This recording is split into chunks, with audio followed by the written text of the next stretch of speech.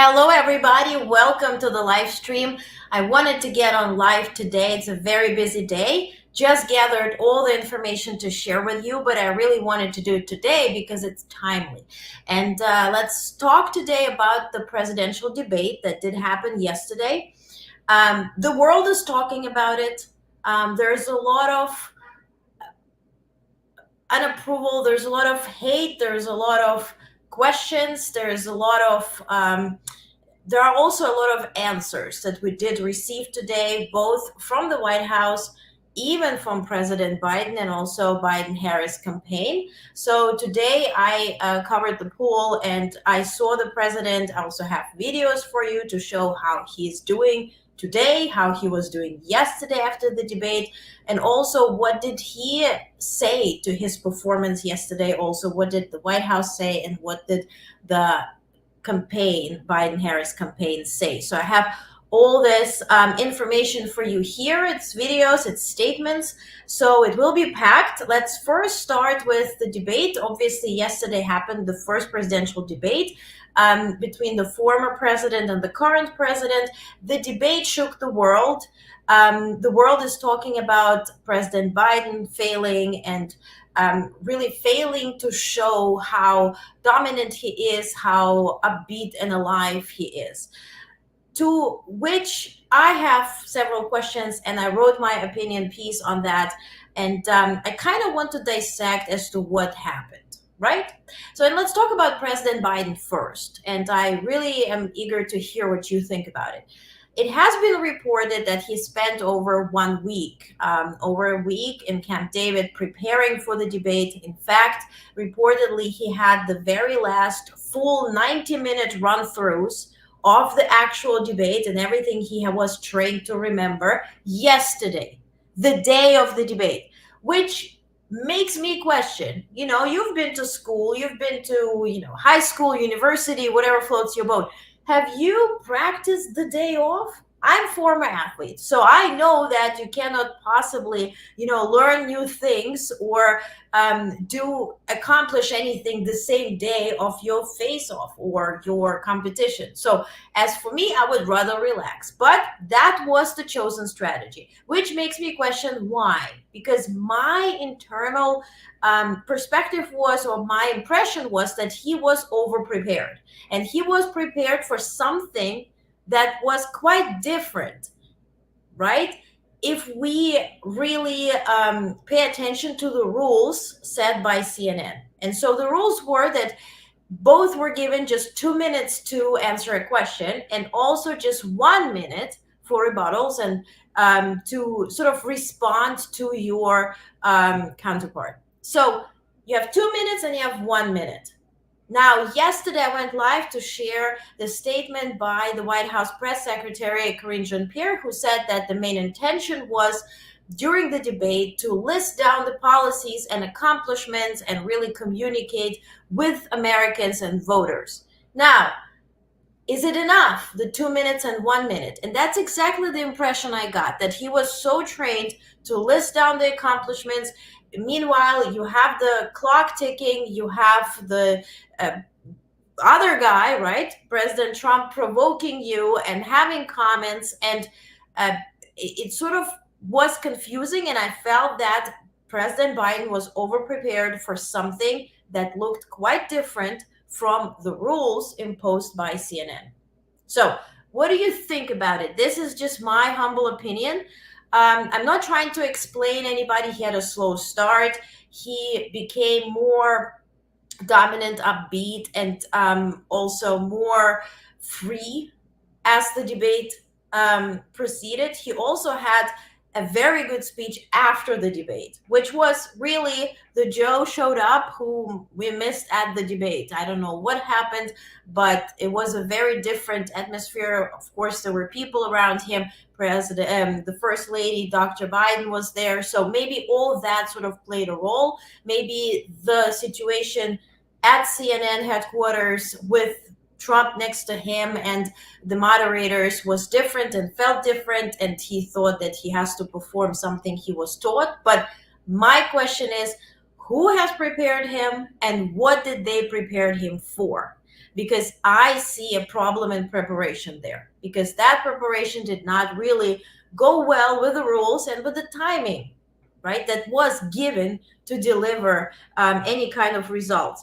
So, um, when it comes to also the question as to why Biden Harris campaign agreed to it, it's very early, it's just June. Neither candidate is officially appointed by the party. So hypothetically both could change, right, or both could be confirmed as candidates, both could be exchanged, right.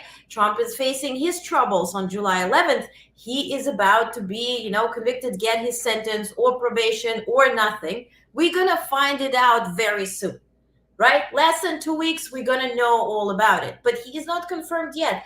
That convention is on July 14th. Now, when it comes to Biden and DNC, that's August. So it's very early. Not sure why it all happened. Trump was not doing super well, so why would you legitimize him and put him as a convicted felon right next to you, current president, and debate him? So from Biden campaign's perspective, it was kind of confusing as to why they agreed to that and why did they agree to those specific rules, meanwhile preparing to list down the policies and communicate. Okay, so when it comes to Trump, I saw a slower start as well. It was not the Trump that we saw 4 years ago. And I think the past trial where he had to sit down and sort of fart himself to sleep or whatever the case was, that played a role. He looked a bit deflated, right? He, of course, was stepping in and stepping up with his tools, right, in his superhero toolkit, which is usually lies. CNN was not fact checking. I know that moderators are not really in need of fact checking. This is not their first sort of job, but it had to be addressed, especially if we're talking about abortion after the fact of birth. Abortion means ending what? Pregnancy. Ending pregnancy after pregnancy. So at least follow up, right? So they didn't do the fact checking, they didn't communicate. I think this kind of moderation can be replaced by Siri or any AI. No disrespect to any moderators, but I did not see their quality shine. What was their job there? That's sort of confusing to me. Again, I would love to hear what you think about it. But since there was no fact checking, Trump proceeded to lie. One fact checker source says 28 times, another 30. I didn't have time to go check and look. But he stuck with his very few simple lies, right? This is the worst economy we're having. Joe is the worst president that we ever had, and he kept repeating it, and everybody thinks that we're so stupid, and we're stupid and stupid and stupid. Those three things he kept repeating, which also sounded flat, and it really missed the charisma that people usually tune in to watch Trump sort of be in his element, be charismatic, be entertaining, right? All I saw was just the lips that remained, right? Sometimes he had some moments where he was stepping into his limelight and his usual self, but what I think, honestly, is that if he was debating himself 4 years ago, right, the Trump version in 2020, he would have lost against himself, because that was not the Trump that we used to see. But he was more confident and he was less prepared, hence he was freer, right? This is my sort of take on it. But again, are we really comparing older age, stuttering, not being very well spoken with somebody who is simply lying, who's well spoken, who is very confident, and who is lying? So then I had a problem with the CNN. I kind of stuck with the channel because I watched the debate on CNN, and I haven't watched CNN for a year. Now I know why. But after the fact, they had series of interviews and they had series of analysts and reporters really analyzing. And there was one question as to who's running the country, and Biden has to be exchanged. Meanwhile, you have a convicted felon, you had somebody who lied, who was not fact checked, and all the problem you had was with President Biden. Okay, you can ask questions, and reporters should ask questions, and analysts should be analyzing. But if you really change your narrative 180 all of a sudden, and then that infamous interview with Anderson Cooper, and who was inviting Vice President Kamala Harris, asking her questions, mean questions. Okay, he can ask them. That's fine. She agreed to it. I'm sure she saw the questions before. She wanted to answer them. And then he kept interrupting her constantly, repeatedly. So, what was your intention behind it? To show that this administration is full of it? What's the intention? Meanwhile, we're facing wars. We are in the midst of such a shit show that diminishing and really asking as to what this administration represents right now is not the right intention if we think about foreign policy, if we think about this situation in particular today. So, what was CNN's intention? To expand further to the right? Because, yes, they are experiencing financial uncertainty. There's a channel called TNT that really sponsors CNN, and TNT lost a big contract streaming sports, specifically NBA. So, is that the intention here, expanding further to the right, which I have absolutely no problem with? But do you need to take current president and sort of trick him into this setup of a debate, and then and I say trick with with quotations, because the president and his team knew what they're signing up for. They agreed to the rules and they showed up and they were preparing. So that's not CNN's fault. But not fact checking and moderating in this way, knowing who will be standing in front of you, that's their choice too. Okay? So, altogether, I think this kind of debate has to be digested and honestly forgotten. Because I don't think that anybody who was uncertain sort of got something new out of it. People who believe that Joe Biden is slow and he's freezing, they saw what they wanted to see. People who believe that Trump is fantastic or Trump is a liar saw what they believe to see. And actually, polls show that only 5% sort of were motivated to change their mind, and 81% remained with their choice. So, what was the intention there? Again, have we learned something new? No. Was it boring? Quite boring. Was it embarrassing? Do we need to show this early in the game what's happening here? Okay. But now, to the contrary, the current president has achieved a lot. It's a fact. And you can debate me, you can hate me, you can comment, you can agree, whatever. We can also agree to disagree. But he has accomplished several things, and he wanted to bring that across to the American population. And so after the debate, he went to a watch party organized by his campaign in Atlanta, Georgia, where he addressed the crowd. And it was a very different Joe Biden. It was actually the Joe Biden that was at the State of the Union address. It was the Joe Biden that is free, that is charismatic, that is active, that is proactive, and who's talking and smiling and entertaining people, which we really haven't seen at the debate. So, again, as to debate, my question is about preparation, the type of preparation, and the type of debate they were preparing for. Right? Because altogether, and I wrote it in my opinion piece, that this debate was optical, fast-paced, clickbait-driven, aggressive, and unsubstantial. There was no substance. We have not learned what the right or what Republican Party plans to do. There was a lot of insults, a lot of negativity, and a lot of disapproval. But what do you gonna do differently? Right? And especially if we talk about January 6th and, our economy and abortion and really putting all kind of lies around, stating that, somehow Nancy Pelosi was approving of January 6th, or abortion is happening after the birth, and economy was fantastic and booming, and all of that. So there needs to be fact checking. And I hope this does happen in September. So, having said that, let's proceed. So now, as to responses, right? Today I covered presidential pool. I was right here. I can prove it to you. Here I was. Boom. Same dress. I'm burned. It's a whole thing. It's very hot. So today we saw President attending several events. He's in New York City today.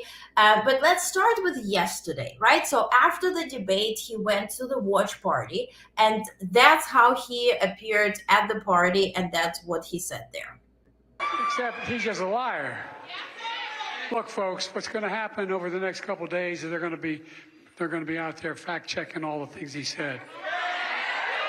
I can't think of one thing he said that was true. No, I'm not being facetious. But look, we're going to beat this guy. We need to beat this guy. And I need you in order to beat him. You're the people I'm running for.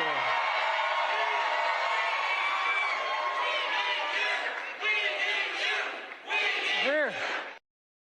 It's very different, Joe Biden. Okay, we can't agree to that. I think also his strength is the people factor, really the connection to people. So I think a setup such as town hall would be more beneficial. I'm not sure who came up with the rules for CNN, and no audience, absolutely no press even. Even the poll that covers president and travels with him everywhere was let in only during commercial break for like 20 seconds.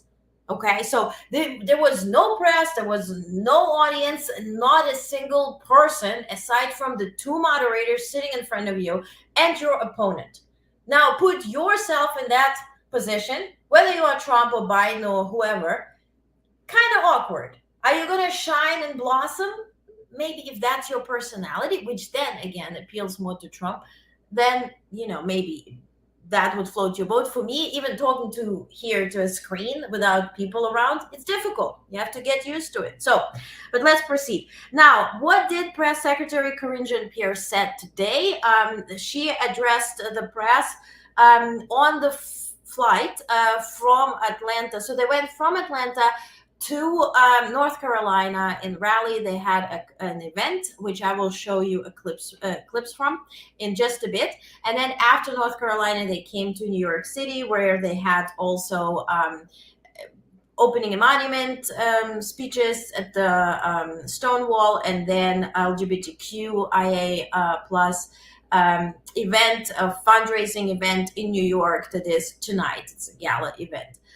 Also very secluded and very secretive. So Karine Jean-Pierre said, yes, as to Biden's performance yesterday at the debate, she said, yes, he had a bit of a slow start.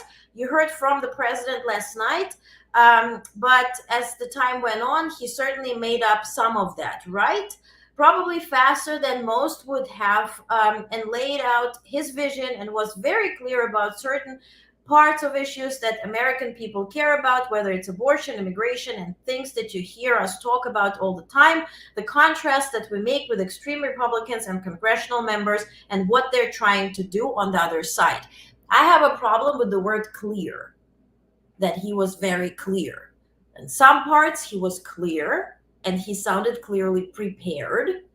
In some parts where he had to rebuttal and respond to Trump, there were mishaps. Also, Trump gave a lot of issues to respond to, right? For instance, you canceled out Roe v. Wade. This is the first debate since then. And then Trump says, yes, this is fantastic. Well, this is the opportunity for Joe Biden, for President Biden to address that. And then somehow he connected that with immigration. So it was not clear. Okay, so let's at least agree to that. And so then she replied to a question of a reporter on Democrats demanding Biden to step down.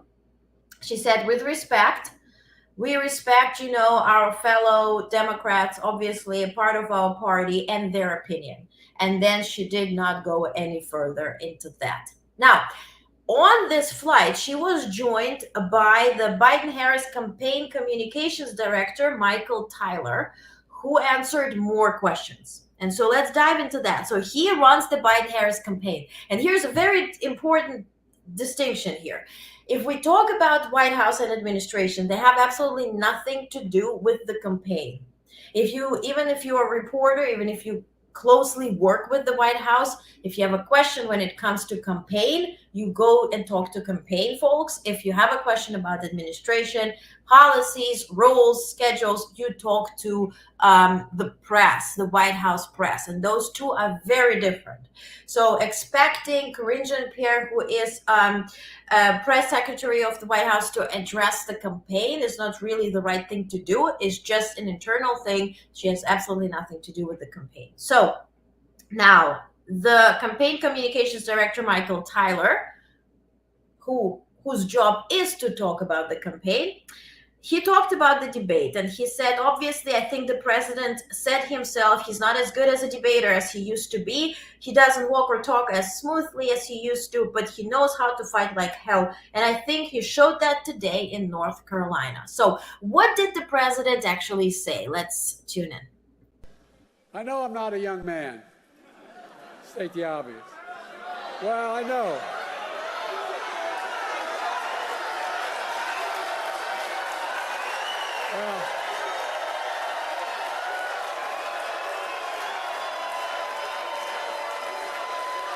Well, I don't. Folks, I don't walk as easy as I used to. I don't speak as smoothly as I used to. I don't debate as well as I used to. But I know what I do know. I know how to tell the truth.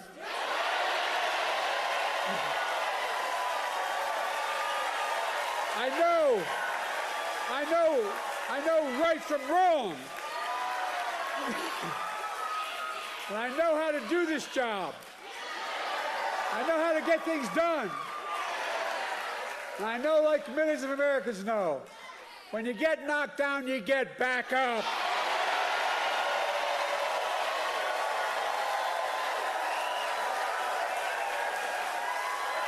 I know what it took to take our economy from the depths of the pandemic to where it is today, the strongest economy in the world. I know what it'll take to bring this economy to everybody. I know what it'll take to rally the world to stand up against Putin and defend freedom, not yield to him. And I know what it'll take to keep the world safe and free for the years ahead. Folks, I give you my word as a Biden, I would not be running again if I didn't believe with all my heart and soul I can do this job. Because quite frankly, the stakes are too high. The stakes are too high.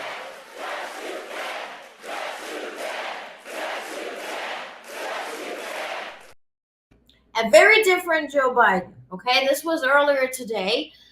Then we saw him arrive in New York, and he also delivered a speech in New York and now prepares for a third event. So after the debate, there were questions about what happened after the debate. How did the president address what did happen? And so the Biden-Harris communication director said, I think what you saw last night after the debate was the president leave the debate stage, go to rally supporters, grassroots supporters in Atlanta, went and got some food at Waffle House. Excuse me. He hopped on the plane here in Raleigh, touched down in Raleigh at nearly 2 a.m. To meet a bunch of supporters on the tarmac, which is true. Shook every single hand, then got back up this morning, gave the speech that we all just saw, literally what we just saw, made a forceful demonstration of what the choice and what the stakes are in this election, and he's going to continue to do that day in and day out for the remainder of this campaign. Okay, so he also commented on the speech that you just heard. He said that the president gave a very forceful, powerful speech today in North Carolina, talking about the stakes of the election, calling Trump to task, not just for the lies that he was talking about at the debate stage, on the debate stage last night, but for the fundamental contrast that we have in this race moving forward. The things that Donald Trump talked about on the debate stage, him celebrating the role that he played in overturning Roe v. Wade, right? him denying and refusing to commit to accept the results of the election. We can remember Trump was asked, it was, I think, the very last question at the debate. He was asked whether he will be accepting the outcome of the election, regardless whether he wins or not. And he said, yes, if it will be a good election, which means no. Sorta. And of course, the extreme economic approach he wants to return us to. The president spoke about all of that again today. Then, Biden-Harris communication director was asked to comment on Trump. And then he said, yeah, so I think one of the things that the American people got to see last night on the debate stage was Donald Trump in prime time as well. They got to see Donald Trump that has been speaking at the MAGA rallies since he launched his campaign, where he has every single day been talking about ruling as a dictator on day one, where he's been calling for a bloodbath, where he's been celebrating January 6th, promising to pardon the insurrectionists of January 6th. Today came a ruling. We're going to talk about it next time, but this ruling sort of changed the situation there, so I wouldn't be really that outspoken about that. So the vast majority of which insurrection is not good. I'm not supporting it in any type of way, but we have to be also now adjusting with the rules and rulings that are being announced by the Supreme Court of the United States. Whether we agree with that or not, we have to be truthful in that regard. That's the Justice Department. So the vast majority of the American people had not heard that at all until last night. So what he means is people who are Trump supporters, they go to rallies, they watch him on TV, and they know how he speaks, and they endorse it or admire it. But now those who don't really do it, yesterday got the chance to see him speak and behave in the way Trump behaves, which again, I don't really agree with, because he was not really behaving the way he behaves. He was constrained too. He was not screaming. He was not, making the jokes or parading his personality around. That was missing yesterday from his end too. So now he was asked about the month ahead. And here's the question, because everybody keeps repeating, and I see also Europeans tweeting all around, Biden has to be exchanged, we have to do this, we have to do that. First and foremost, let's get the facts straight. So first and foremost, we had the primaries. Okay, those already happened. Now, if President Biden were to say, okay, I'm stepping down today, that would be a different story. He would be appointing somebody else. Now, if he doesn't do that, if he does that at the convention, then at the convention, the new or whatever other opportunities or other people would be announced and would be voted on. So it would be a lengthy, big process, which could be a mess. Now, whether the campaign wants to do it or not, here's your answer. So, month ahead. Debate actually provided for the American people. It crystallized the thread. It begins to crystallize the thread that Donald Trump possesses. And so that's what we're going to continue to focus on as we head into the summer month. As more and more people begin to tune into this election, and Donald Trump, who's no longer in the or on the sidelines of American politics, he returns into the limelight. Now, he was straightforward, asked by a reporter whether the Democratic Party wants to exchange the candidate, to which he said, there are no conversations about that whatsoever. The Democratic voters elected and nominated Joe Biden. Joe Biden is the nominee. Joe Biden, and a couple of things I would point to about this too.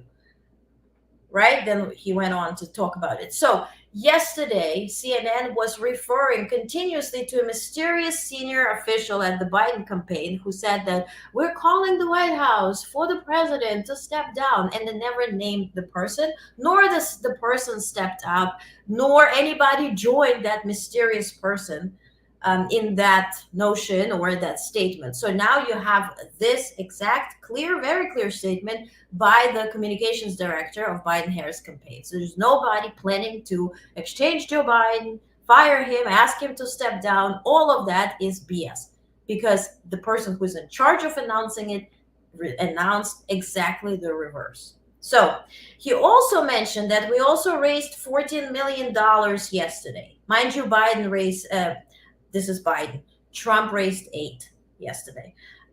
In fact, the 11th hour was our most successful grassroots fundraising hour for the entirety of the campaign. So after the debate yesterday, that 11th hour was the most profitable one when it comes to grassroots donations to Biden's campaign, or Biden-Harris campaign. Okay, welcome to New York City. That is Democratic voters tuning in, telling Joe Biden that they've got his back for the fight ahead because they understand that he's fighting for them. Then he was asked about the 10th of September. That's the debate number 2 that Joe Biden and the campaign had agreed to do before even the first debate happened, which is kind of weird. He said, oh, absolutely. That's what we laid out when we challenged Donald Trump to 2 debates. Joe Biden will be there on September 10th. We'll see what Donald Trump does. As to how this debate will be, whether there will be a Q&A, maybe there will be public, maybe it's a town hall, what will be happening there. He said, the closer we come to the debate, the more we will reveal and the more we will decide. Now, he finally said about the criticism of Biden, he said, as we're going to have a president who fights for the American people, protects their freedoms, stands up for our democracy, fights for an economy that grows for the middle out and the bottom up? Or are you going to have somebody like Donald Trump, who made it very clear on the debate stage last night? It makes very clear every single day on the stump that he is fighting for himself as a convicted felon. This is your decision to make. He does not care about the harm that he causes, the chaos that he causes, the division of the violence, and that he sows so long as Donald Trump comes out on top. So, sort of described what Donald Trump is about, what Biden is about, from the perspective, his own perspective. Then about the summer month, he said, so what this campaign is focused on right now, on June 28th, right? And as we move forward, is communicating directly with the American people, not just what the president's vision is for where he wants to take the country over the course of the next 4 years. But again, as people begin to understand the stakes and see Donald Trump back in the limelight, once again, reminding them of the lies, of the chaos that he causes, of the division, of the violence that he sowed. That's what they saw on the debate stage last night, and that's why they fired him 4 years ago. Now, on the strategy, and this is quite interesting because I really was not aware of that, slow on my part, but they said that how are they going to then communicate the difference between the Biden campaign and Trump campaign, right? Everything that he mentioned just now, how are they going to convey that? So he said, well, the strategy doesn't change at all. Our strategy, as I just said, moving forward is to communicate directly with American people between June 28th and November. I would actually look at a lot of the work that we did with content creators, not just last night, but continuing to today. Very slow on my end. I didn't know that. I mean, of course, they employ content creators. I thought it was like sort of a thing, a made-up thing. We're going to continue to communicate and use all channels of communication to make sure that people actually see the fighter in Joe Biden who got up on that stage today and will do so in the weeks to come. Okay, so this is on Joe Biden's end. They're sticking to the message. They're sticking to Joe Biden. They see yesterday's performance as just a bad day, also, which was reversed by several speeches and several appearances last night already and today. Also, here's the video. I saw him today. I recorded this video again. This is Joe Biden arriving in New York earlier today.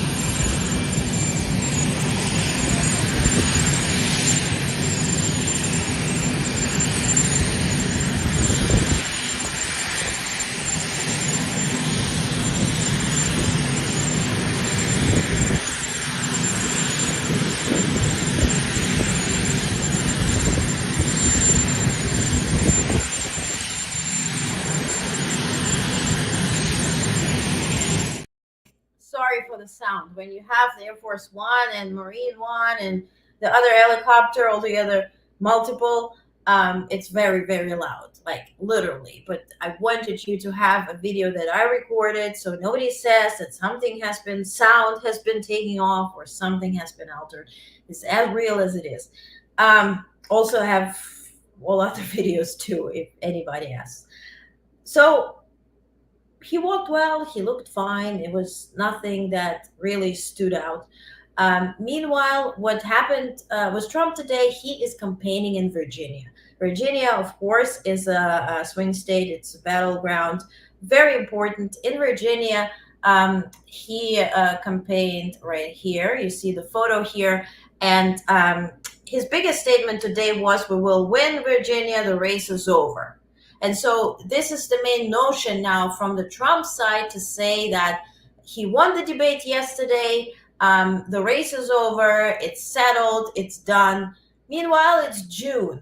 Meanwhile, we don't know what he's going to hear on July 11th. We don't know what he's going to hear from the Supreme Court in terms of immunity. If he will be found immune against everything, that settles it all. If he's going to be sentenced or get a probation or home arrest or whatnot on July 11th, then it will change the trajectory.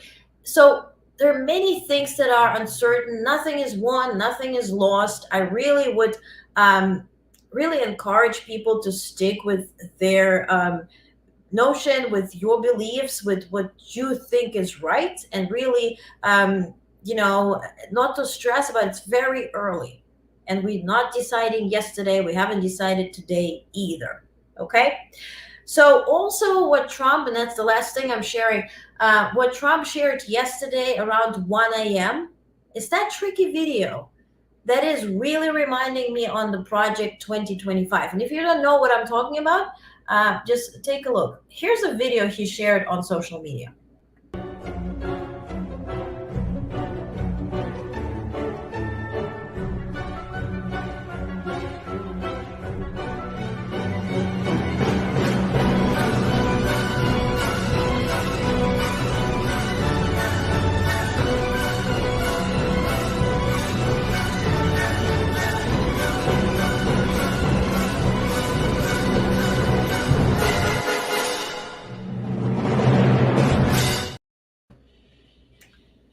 Obviously, I don't think he's expecting to outlive the planet, but what he is hinting to is that MAGA movement and Trumpism, as he calls it in this video, is forever, which will outlast his presidency.